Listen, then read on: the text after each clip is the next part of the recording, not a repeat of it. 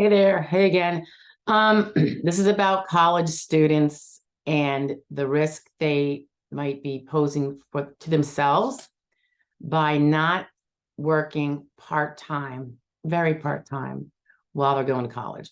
This is really particularly dangerous, I think, in this day and time where some people are going to college for like, you know, 6, 7, 8, 9, 10 years, because now everyone's striving to get that graduate degree on top of the 4-year degree. For those that are still dead set on college, one way or another, regardless of degree, whole nother issue. So here's the problem. For those that are working their way through college, and I mean in a tax-paying job, this isn't going to be a worry, and I'll explain it in a little bit. But this kind of came along into my purview after a recent video regarding the danger to stay-at-home moms and dads who stay at home when they have a baby and stay at home for more than 5 years. Like they choose to stay home after the kids start school, that kind of thing, and how they lose insured status for Social Security disability. And then if something happens and they become disabled, they have no disability insurance to fall back on with the Social Security Administration. And since most people probably don't have long-term disability insurance through an employer at the time they become disabled, that isn't really an avenue that they can pursue. So the reality also is that it's not just stay-at-home moms. It can be non-working college students. And this, I hate to say it, college students. I mean, young people tend to be the ones that get in more car accidents, right? And don't cite me to it. I don't know how many there are, but there's a reason why they pay higher car insurance, right? So I think the risk of injury, and if I can get a link as to that larger risk of injury from a car accident or, gosh forbid, fatality, I'll post it below. But the point is, you can be in college, you're working hard, but you're not working and earning and paying taxes on that, and certainly not paying Social Security taxes. So you are not either gaining, or if you did gain insured status for Social Security disability, you're not retaining it because it's term insurance. So we've discussed this elsewhere. Let me know if you need to know more about that. So again, if you go to, let's say you come out of high school, you're 18, you may have worked in high school, but let's say you didn't, or even if you did, and if you go to college for 4 years and now you're 22 and you have not worked, you didn't pick up, I'm talking even the summer job might be enough to do it. Yeah, I think it definitely could be, and I'll explain in a minute. If you don't work, you are not going to have Social Security disability insured status at all. And if you become disabled in college or shortly thereafter, you're going to be out of luck. And when I say disabled, I mean the kind where you cannot go and work full time, like you are obviously planning on doing, and self-supporting and all that. So the general rule is, if we become disabled under the age of 24, we have to have earned half of the credits available to us to have earned in the 3 years prior. So the 3 years prior, there's a total of 4 credits earnable per year. And that would be 12 total for 3 years. Half of that would be 6. So you're going to need 6 credits having been earned. So if you're 22, they would be earned between, what is it now, 19 and 22. If you're 21, you will have earned them since you were 18. So earning a credit is not difficult while you're able. And I don't think going to school full-time means you can't work part-time. Some people do both full-time. So I know you could do it. Each credit in 2023 is $1,640. If you earn 2 of them, well, first of all, if you want to play it safe, earn all 3.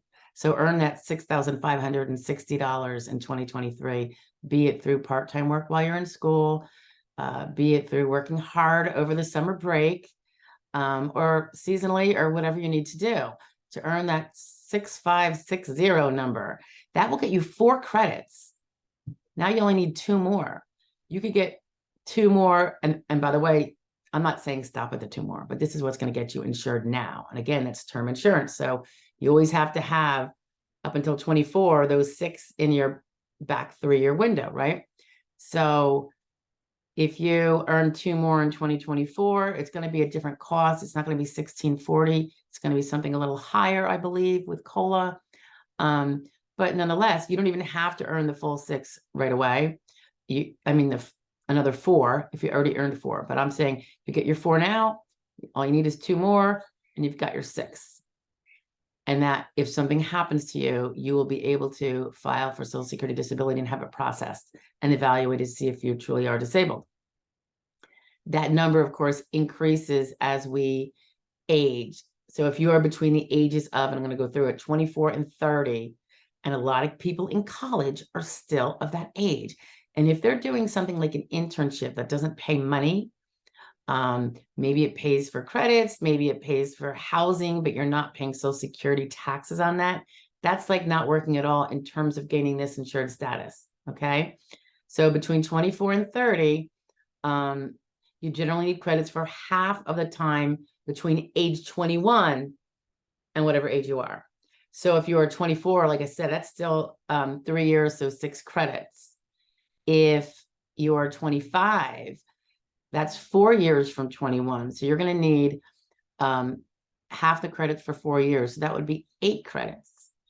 And then at 26, it would be another 2, 27, another 2.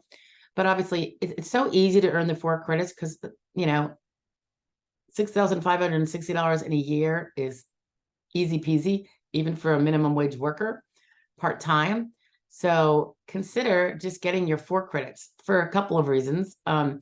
You will become insured and retain it longer because remember, they're always looking at that back window. So if you don't have those half the credits you could have had since you were 21 at any particular time, because maybe you lose a whole year of work for some reason, maybe you go on a sabbatical or, go to Europe for a year in college or something, you will become out of status very quickly.